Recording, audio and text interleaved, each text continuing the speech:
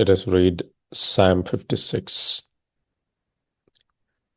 Be gracious to me, O God, for man tramples on me. All day long an attacker oppresses me. My enemies trample on me all day long, for many attack me proudly. When I'm afraid, I put my trust in you. In God, whose word I praise. In God I trust. I shall not be afraid. What can flesh do to me? All day long they injure my cause. All their thoughts are against me for evil.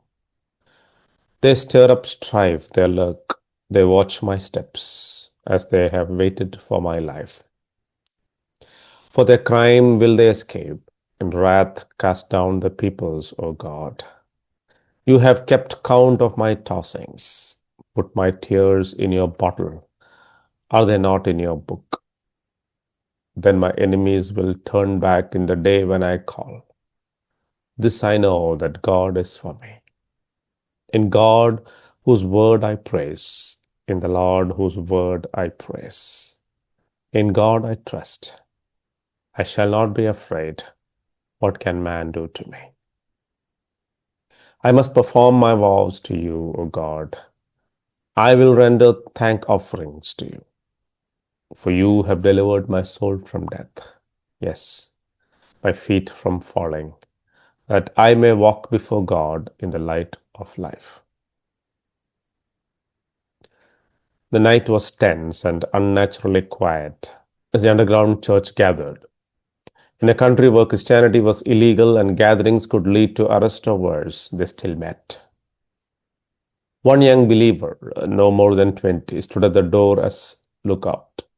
Just weeks earlier, two members of the same group had been arrested by the secret police and hadn't been heard from since.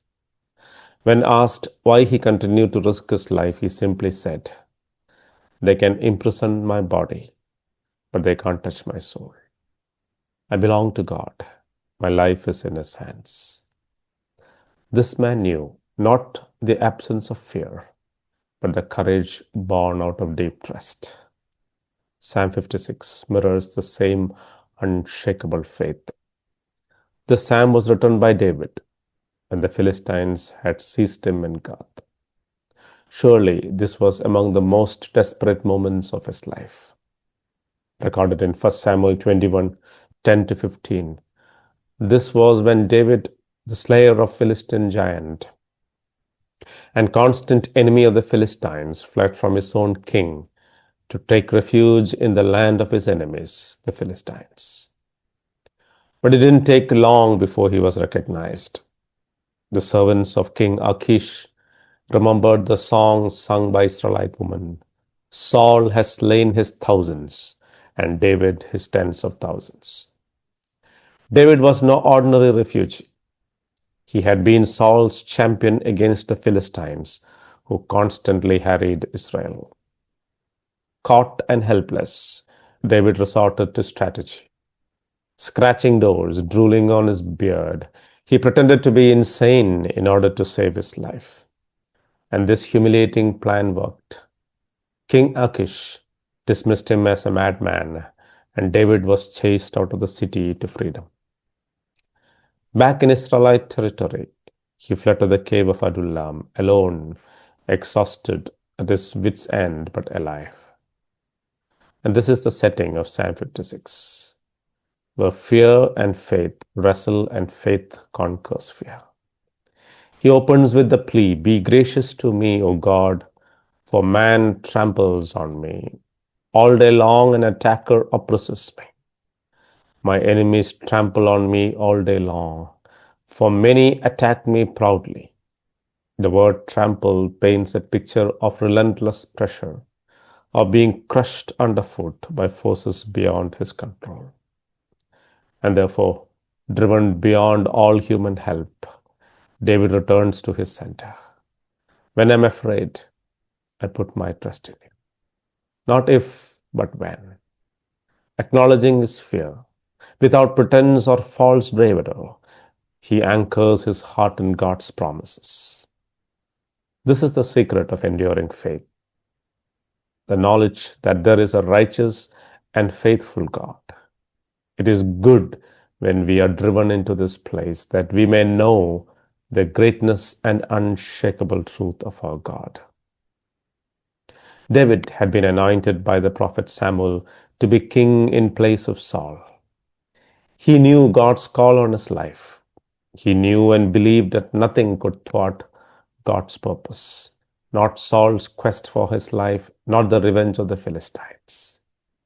For our times are in God's hand, as we read in Psalm 31. And the Lord will fulfill his purpose for us, as we read in Psalm 138.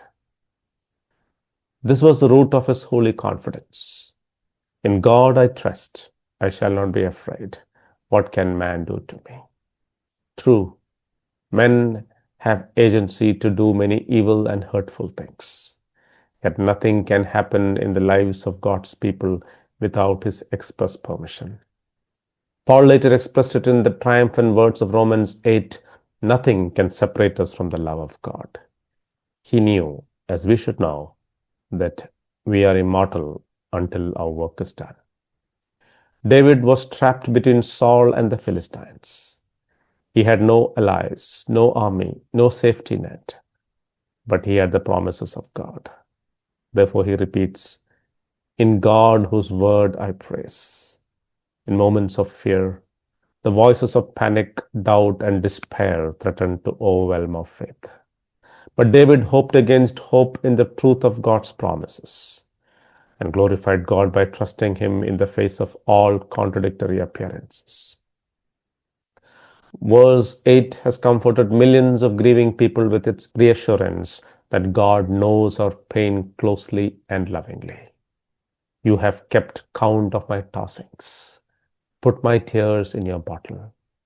Are they not in your book? He is not distant or indifferent. He cares deeply and personally. And knowing God's faithfulness, David promises something in his turn.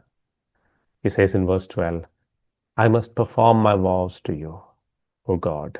I will render thank offerings to you. The natural outcome of God's deliverance is gratitude. The experience of God's love and faithfulness breeds faith and humble obedience. The final verse sums it all up. For you have delivered my soul from death, yes, my feet from falling, that I may walk before God in the light of life. From the shadows of a Philistine prison to the light of living in God's presence. This is David's journey. In the seasons when fear grips us, this gives us a map. When we are hemmed in by inescapable pressures, financial instability, health crises, strained relationships, persecution for our faith, we may feel that we are surrounded by enemies. Then Psalm 56 throws us a lifeline of faith. It reminds us that we are not alone, that our tears are seen. All we need to do when we are terribly afraid and oppressed is to trust in God. That is enough to see us through. But we are often tempted to counter these pressures by fighting harder and thinking smarter. The real answer is in doing what David did, just to fall before God and cry out for help to the one who never refuses his mercy or his deliverance. When I'm afraid, I will trust in you. The world may say that trust in God is weakness. In truth, trust is the reflection of worship. It's a declaration that God is for me, even when everything else is against me. Assured that God is with us, we proclaim our independence of fear with the question, what can man do to me? David's deliverance in Gath was a result of his clever acting. True, but it was also the Lord who made a way of escape. In our tears, he has not forgotten us. He is watching our steps to fulfill his purpose for you. So, the next time fear whispers in your ear, let us say with trembling boldness, in God I trust. I shall not be afraid. What can man do to me? And those who trust him know that they will walk before him in the light of life. God bless.